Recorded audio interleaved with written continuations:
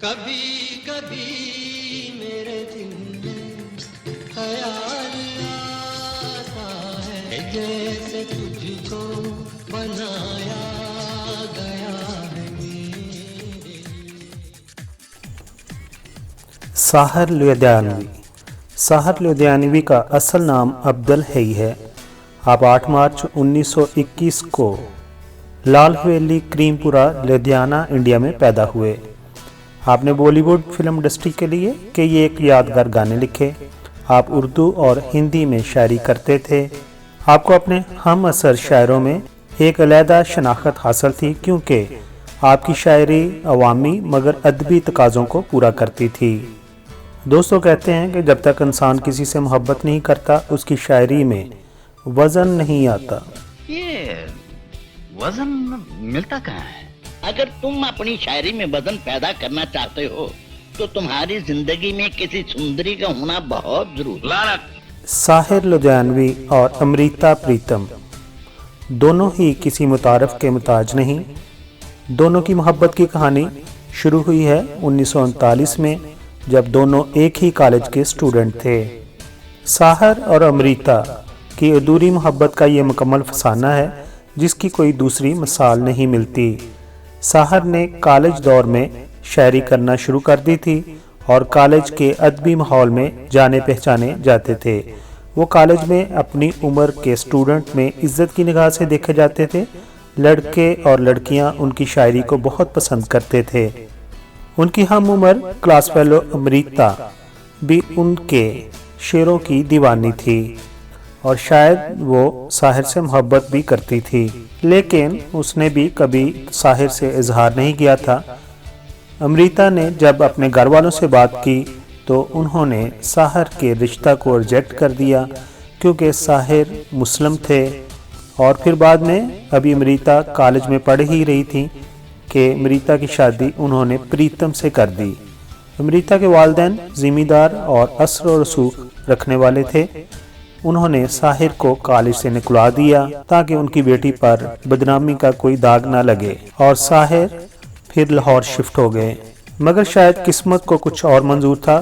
5 साल के बाद साहिर और अमृता लाहौर में दोबारा एक दूसरे से एक मुशायरा में मिले क्योंकि अमृता ने भी पंजाबी में शायरी करना शुरू कर दी थी। उस मुशायरा में अमृता ने पंजाबी में शायरी की और साहिर ने उर्दू में शेर पढ़े। जब इंडिया की पार्टीशन हुई तो साहिर जो हैं वो लाहौर में रुक गए, लेकिन साहिर के तरक्की पसंद नजरियात की बदौलत क़याम पाकिस्तान के बाद 1949 में उनके वारंट जारी हुए, जिसके बाद वो पाकिस्तान को छोड़कर दोबारा इंडिया चले गए और इंडिया में वो फिर लुधियाना में नहीं ठहरे बल्कि सीधा मुंबई चले गए।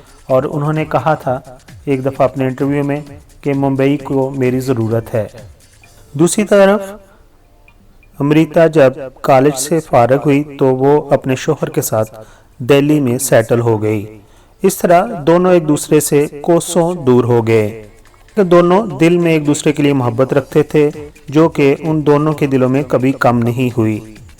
दिल्ली के अंदर अमृता की ज़िंदगी में कई उतार चढ़ाव आए और फिर अमृता और प्रीतम एक दूसरे से अलहदा हो गए, यानी कि अमृता और प्रीतम के दरमियान तलाक हो गई। अमृता जब प्रीतम से अलहदा हुई तो उनके करीब एक और नए हीरो आए जिनका नाम था अमरोज़। अमरोज़ अमृता से मोहब्बत करने लगे मगर अमृता के दिल व दिमाग पर सिर्फ साहिर राज करते थे। लेकिन दोस्तों, साहिर ने कभी भी दुनिया के सामने अपनी मोहब्बत का इजहार ऐसे नहीं किया कि वो कभी अपनी ज़ुबान पर प्रीतम का नाम लेकर आए हों, मगर उनकी शायरी में वो दुख, वो दर्द और वो मोहब्बत जो पाया जाता है वो साहिर के जानने वाले यही कहते हैं कि वो प्रीतम के लिए ही था।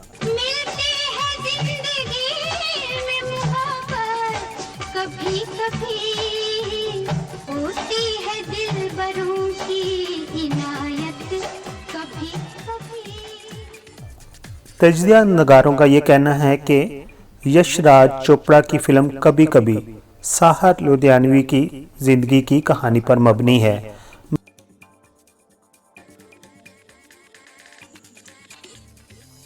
साहिर लुधियानवी जब मुंबई में मौजूद थे तो उन्होंने एक घर भी बनाया था और घर का नाम रखा था परछाइयाँ। मुंबई के अंदर उनका नाम कई दूसरी औरतों के साथ भी जुड़ा। एक नावलिस्ट हाजरा मसरूर थीं, उनके साथ वो अंगेज भी रहे, लेकिन उन्होंने शादी नहीं की। 25 अक्टूबर 1980 को साहिर 59 साल की उम्र में हार्ट अटैक होने की वजह से खालके हकीकी से जा मिले। अल्लाह ताला उनको जवार रहमत में जगह अता फरमाए, आमीन। वो अफसाना जिसे अंजाम तक लाना ना हो मुमकिन, उसे एक खूबसूरत मोड़ देकर छोड़ना।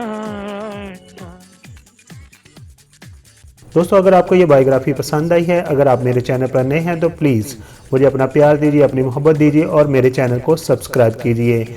आप तमाम दोस्तों का बहुत बहुत शुक्रिया। बहुत सारा अपना ख्याल रखिए। Thank you so much.